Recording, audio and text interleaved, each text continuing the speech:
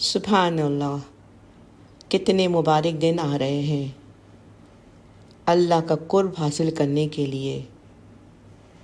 دنیا کے افضل ترین ایام یعنی ذوالحج کا پہلا عشرہ آ رہا ہے۔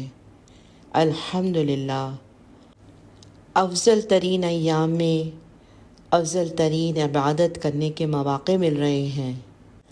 حضور صلی اللہ علیہ وسلم نے فرمایا کہ کوئی دن اللہ تعالیٰ کے نزدیک ان 10 دنوں سے زیادہ عظمت والا نہیں، اور نہ ہی کسی دن کا عمل اللہ تعالیٰ کو ان 10 دنوں کے عمل سے زیادہ محبوب ہے۔